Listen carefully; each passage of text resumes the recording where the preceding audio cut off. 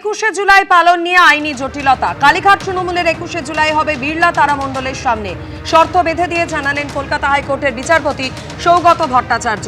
এই মামলায় কলকাতা হাইকোর্টের ঠিক কি পর্যবেক্ষণ, আরো বিস্তারিত সেই বিষয় নিয়ে জানাবেন প্রতিনিধি সৌভিক মজুমদার সঙ্গে রয়েছেন। সৌভিক, দেখো, প্রথমত কালীঘাট তৃণমূলকে এই 21শে জুলাই করার যে অনুমতি সেটা কলকাতা হাইকোর্ট দিয়েছে, কিন্তু তার জন্য কিছু কড়া শর্ত বেঁধে দিয়েছে। প্রথমত বলা হয়েছে যে ভিক্টোরিয়া হাউস, ডোরিনা ক্রসিং বা এসপ্ল্যানেড ইস্ট, এই তিনটে যে বিকল্প জায়গার নাম প্রাথমিক পর্যায়ে উঠে এসেছিল, সেই তিনটে জায়গার কোনোটাই হবে না। এবং 4 নম্বরের জন্য কালীঘাট তৃণমূলের তরফ থেকে যে প্রস্তাব দেওয়া হয়েছিল যে বিড়লা প্ল্যানেটোরিয়ামের সামনের যে অংশ রয়েছে সেইখানে অনুমতি দেওয়া হোক, সেইখানেই কিন্তু কলকাতা হাইকোর্টের তরফ থেকে অনুমতি দেওয়া হয়েছে। এবং তার পাশাপাশি কড়া শর্ত বেঁধে দেওয়া হয়েছে। প্রাথমিকভাবে কালীঘাট তৃণমূলের তরফ থেকে বলা হয়েছিল যে আনুমানিক 20,000 কর্মী সমর্থক তারা এই মিটিংয়ে আসবেন, কিন্তু সেখানে রাজ্যের তরফ থেকে বা পুলিশের তরফ থেকে তীব্র আপত্তি জানানো হয় এবং তারা বলেন যে 10,000-এর বেশি লোক হলেই ওই স্থান কিন্তু উপযুক্ত জায়গা নয়, ফলে সেক্ষেত্রে কিন্তু ব্রিগেডেই এই সভা করতে হবে, সেই মর্মে পুলিশের তরফ থেকে দাবি করা হয়, রাজ্যের তরফ থেকে দাবি করা হয়।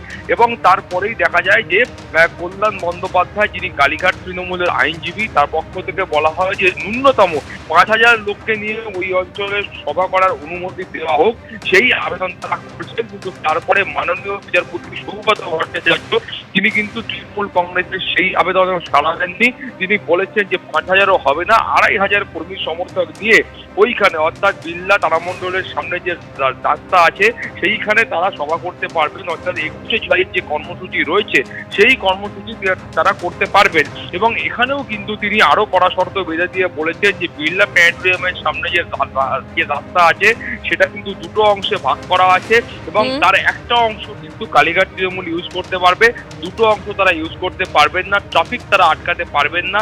এই ধরনের কড়া শর্ত বেঁধে দিয়ে কালীঘাট তৃণমূলকে কিন্তু 21শে জুলাইয়ের কর্মসূচি করার অনুমতি দিয়েছে কলকাতা হাইকোর্ট।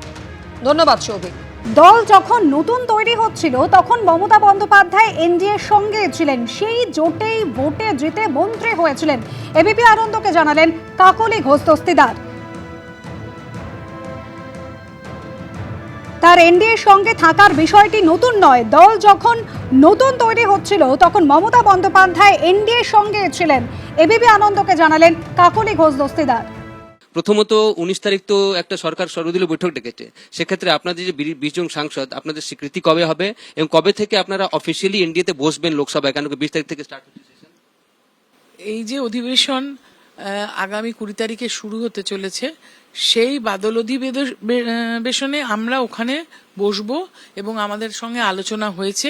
ওনারা আমাদের বসার জায়গাটা নির্ণয় করছেন, কেননা ইতিমধ্যেই তো আমরা ওনাদেরকে চিঠি দিয়ে জানিয়েছি 20 জনকে একসঙ্গে বসাতে হবে। সেই জন্য ওনারা একটু সময়টা নিয়ে সেটার ব্যবস্থা করছেন। ওনারা কালকেও যখন পরশুদিন কথা হয়েছে ওনারা জানিয়েছেন যে চিঠিটা আসবে এবং আমরা বাদল অধিবেশন থেকেই এনডিএর সাথে থাকব এবং কাজ করব আর তাদের সঙ্গেই তাদের ওই বেঞ্চেই বসবো।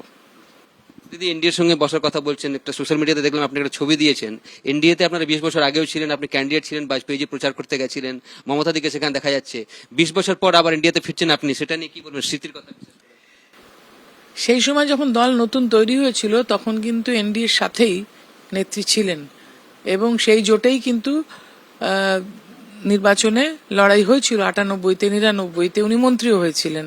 সুতরাং এটা নতুন কিছু নয় যে মমতা বন্দ্যোপাধ্যায় এনডিএর সঙ্গে ছিলেন, সেটা নতুন নয়। বারংবার তিনি কখনো এনডিএতে ছিলেন, কখনো আবার ইউপিএতে ছিলেন, মন্ত্রী হিসেবেও কাজ করেছেন।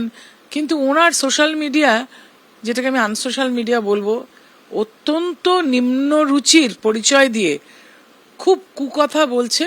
এটাকে কিন্তু আমি বিরত থাকার অনুরোধ জানাচ্ছি।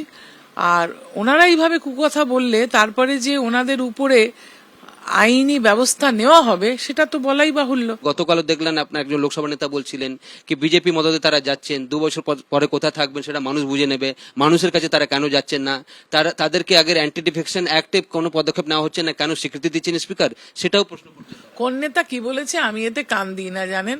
হিন্দিতে একটা কথা আছে, হাতি চলে বাজার তো কুত্তা ভঁকে হাজার।